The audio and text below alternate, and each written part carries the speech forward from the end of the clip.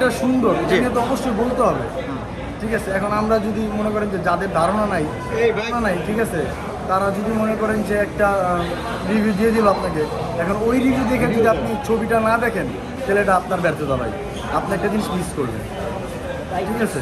আসলে ভাই বিষয়টা হলো যে যাদের জ্ঞান আছে, আমার রিপোর্টার ভাইদের কাছে অনুরোধ, হ্যাঁ, তো আমাদের এটা কিন্তু মধুমিতা হল।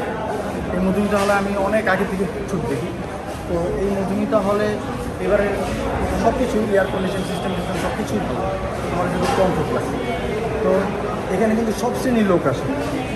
এখন সব শ্রেণীর লোক যে আসলে এই ছবি পছন্দ করবে সেটা কিন্তু না, কারণ তার মাথার উপর হয়ে যাবে, ঠিক আছে। সে মনে করবে তার কাছে যে এই সিনটা কেন দিতেছে, এটার প্রতি অন্য কিছু দিলেও পারত। জাজমেন্টাল লোকজন কাছে তো আপনি মানে একটা জিনিস জিজ্ঞেস করতে সে আপনাকে সঠিক অ্যান্সারটা দিতে পারবে না। ভাই গল্পটা কি অ্যাকশন ধরবি না গল্পটা আসলে ভাই আমার বড় হলে যেমন একদম লিক হয়ে যাবে। গল্পটা এত সুন্দর, একটা এখান থেকে অনেক ইন্সপিরেশন শেখার অনেক কিছু, ঠিক আছে।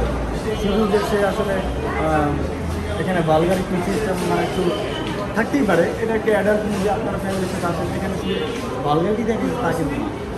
হ্যাঁ, এখানে দেখাইছে যে একটা মেয়ের সাথে সে ক্লোজ হয়েছে, ঠিক আছে। সে ক্লোজ হওয়ার পর আবার দেখা গেছে যে সে নিজের ভুল বুঝতে পারছে, সে আবার নিজের জায়গায় চলে গেছে।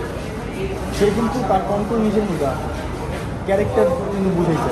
আপনার ক্যারেক্টারে ফিল করতে হবে। আপনি যদি মুভির মধ্যে ক্যারেক্টারে নিজেকে ফিল না করেন তাহলে কিন্তু আপনি আসলে মুভির মজাটা পাবেন না। 100-তে কত দিবেন? 100-তে 100 আপনার নিজের এসে দেখতে হবে।